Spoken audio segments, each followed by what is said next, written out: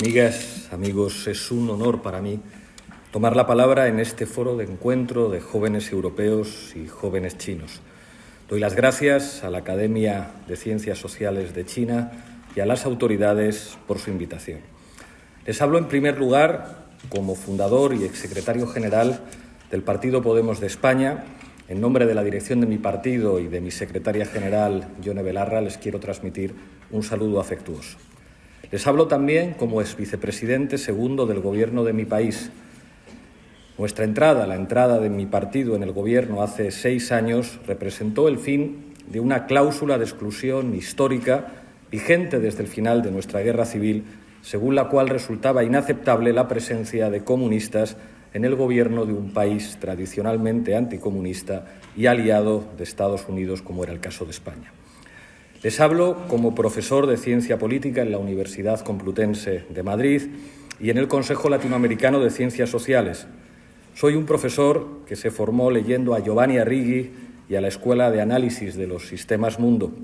Pronto entendí que los historiadores políticos del futuro explicarán que el gran proceso geopolítico mundial de la segunda mitad del siglo XX y el primer cuarto del siglo XXI es la emergencia económica de China y la crisis de hegemonía de los Estados Unidos y del dominio euroatlántico. Les hablo, por último, como director del medio de comunicación Canal Red. Canal Red es un medio presente en América Latina y en España que entiende que en nuestras sociedades mediatizadas la ideología y la cultura, en el sentido que les dio Antonio Gramsci, son el gran terreno de combate político. Este background es el que explica las 5 ideas sobre China y el mundo que tengo el honor de presentar aquí. Primera idea. La emergencia económica de Asia bajo el liderazgo chino representa un desafío geopolítico al dominio histórico euroatlántico y a las matrices coloniales del poder global. Henry Kissinger, en el epílogo de su voluminoso libro sobre China, señalaba que, a diferencia de Alemania y Gran Bretaña a principios del siglo pasado, China y Estados Unidos no estaban condenadas a enfrentarse y que debían cooperar. Es posible que el artífice intelectual de unos cuantos golpes de Estado en todo el mundo estuviera movido por un sensato deseo de paz al escribir ese epílogo. Es además indudable que nadie en su sano juicio puede desear que la guerra vuelva a ser un mecanismo de reordenación política del mundo. Sin embargo, Kissinger enunciaba en su epílogo del año 2011 la que a su juicio era la condición ineludible que China debía aceptar para que la paz fuera posible. Según Kissinger, China debía reconocer que Estados Unidos es también una potencia asiática con legítimos intereses en Asia. Me permito añadir con ironía que, en tal caso, los Estados Unidos deberían reconocer que China es una potencia europea y americana con legítimos intereses en Europa y en América. Perdonen que sea brutalmente sincero, pero a mi juicio, la mejor garantía de paz frente a los Estados Unidos no creo que sea reconocerles como potencia asiática ni tolerar ninguna provocación, sino acumular todo el poder que sirva para evitar que el viejo polo dominante de la geopolítica se sienta tentado de usar a su ejército para compensar sus debilidades económicas y sociales. Segunda idea. A Europa le conviene estrechar sus vínculos con China y depender lo menos posible de los Estados Unidos. Ustedes habrán visto, como yo, la imagen humillante de los líderes europeos sentados como escolares en el despacho oval, como si Trump les estuviera tomando la lección. Ustedes han visto seguramente, como yo, a Ursula von der Leyen humillada junto a Trump en un campo de golf propiedad de este último en Escocia. En el contexto de la Guerra Fría, Europa Occidental vinculó su integración política a la OTAN, una organización político-militar que definió la dependencia política y militar absoluta de los europeos respecto a Estados Unidos. La desaparición de la Unión Soviética, lejos de representar el fin de la justificación de la OTAN, empujó a los estrategas estadounidenses a expandirla hacia el este para conjurar lo que el geógrafo Harold Mackinder definió como el eje del mundo y que básicamente era reconocer que una alianza entre Rusia, Alemania y Francia era la única opción europea de aspirar a una posición geopolítica soberana. Hoy Europa está condenada a costear una guerra de Ucrania contra Rusia que está provocando un sufrimiento insoportable para los dos bandos y, en especial, para el pueblo ucraniano.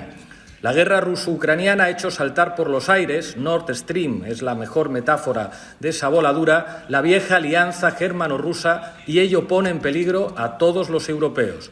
Más allá de ideologías, cualquier europeísta con una mínima formación en geopolítica debería ser consciente de que ser una provincia subalterna del viejo imperio estadounidense es la peor opción de futuro para Europa y que, por contra, la amistad y la cooperación con China son hoy la mejor opción si Europa quiere aspirar a un futuro de paz y prosperidad económica sostenible. Digo esto a pocos días de la visita de Estado del rey de España a China. El viaje de Felipe de Borbón a China, representando al Estado español, es un síntoma de que incluso en Europa empieza por fin a calar la idea de que el mundo no volverá al orden unipolar de los 90, que la hegemonía estadounidense ya no es incuestionable y que China se ha convertido en un actor sin el cual ninguna estrategia económica o diplomática son viables. Tercera idea. España es la puerta de América Latina hacia Europa y del mismo modo que a Europa le conviene acercarse a China, a América Latina le conviene aliarse con China.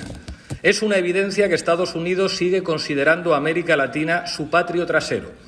La enunciación de la doctrina de Monroe como América para los americanos es solo un ejemplo más de la hipocresía de las élites estadounidenses. América para el gobierno de los Estados Unidos habría sido una forma mucho más honesta de enunciar la doctrina.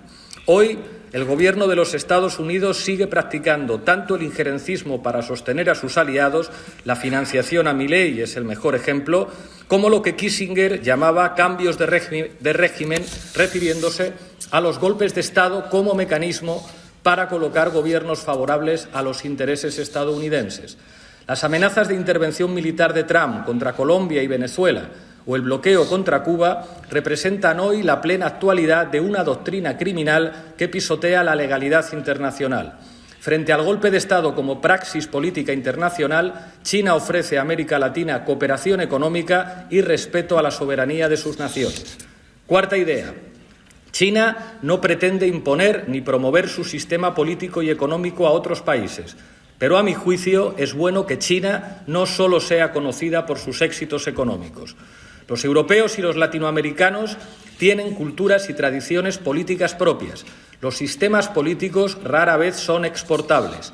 Yo no querría que el sistema político de mi país o el modelo político europeo se pareciera al chino, pero frente a la propaganda mediática de la mayoría de los medios occidentales, es positivo que los ciudadanos europeos y latinoamericanos conozcan el papel de China en las relaciones internacionales. Ningún Estado es inocente, ningún proyecto político escapa de contradicciones e injusticias. Sin embargo, frente a la propaganda atlantista que pretende hacer pasar por democracia los intereses de sus élites oligárquicas, su voluntad neoimperialista y el injerencismo de Estados Unidos, toca explicar que en un contexto de bipolaridad global en el que China está liderando de facto a una serie de naciones que se libraron del colonialismo europeo, toca explicar, que la paz y la prosperidad ecológicamente sostenibles tienen más visos de ser una realidad si China y los BRICS ganan poder frente a los Estados Unidos. El fracaso del modelo social y político estadounidense es hoy una realidad. A pesar de su inmenso poder y riqueza, los Estados Unidos han sido incapaces de asegurar servicios públicos de calidad para sus ciudadanos. Son incapaces de contener la pobreza que afecta a cada vez más estadounidenses. Su sistema político, que pretendieron y pretenden imponer al mundo, ha terminado permitiendo que el Estado que fue el más poderoso de la Tierra quede en manos de un personaje que representa un peligro para su país y para el mundo, apoyado por una oligarquía de millonarios que están privatizando su propio Estado para ponerlo al servicio de sus intereses particulares. Quinta y última idea. El control político de la economía es imprescindible para evitar el colapso del planeta y asegurar el futuro de la humanidad. China no pretende exportar su modelo, pero hay que tomar nota de sus éxitos. Quien les habla no se puede identificar ideológicamente con las experiencias del llamado socialismo real en Europa del Este, pero sería un hipócrita si no reconociese que los comunistas, por muy distintos que seamos entre nosotros, y signifique lo que signifique ser comunista en el siglo XXI, tenemos la Revolución de Octubre en nuestro ADN ideológico. La URSS no pudo resistir económicamente la carrera armamentística con los Estados Unidos, pero la corrupción de sus dirigentes, muchos de ellos reconvertidos en oligarcas capitalistas, puso a los comunistas de todo el mundo frente a la triste realidad histórica de la derrota y el fracaso. Por contra, China, partiendo de una situación muy difícil, ha logrado implementar un modelo propio en el que sus empresas lideran la innovación y la eficiencia en todo el mundo sin que el empresariado chino domine en ningún caso al Estado. Hace 80 años hay quien llegó a decir que sin el Kuomintang no habría nueva China. Lo cierto es que hoy el mundo entero admite que sin el Partido Comunista de China no habría nueva China. Lo vuelvo a repetir. La política debe mandar sobre la economía y no al revés. Los objetivos políticos pueden ser cuestionables, pueden ser erróneos, pueden no garantizar la participación popular, pero siempre serán preferibles a hacer pasar por intereses generales los intereses de oligarquías económicas. El modelo que entrega el Estado y la política a los multimillonarios y a las grandes empresas es, por definición, un modelo criminal condenado, además, al fracaso económico. Ojalá los pueblos europeos y los pueblos de Occidente lo entiendan antes de que sea demasiado tarde. Muchísimas gracias.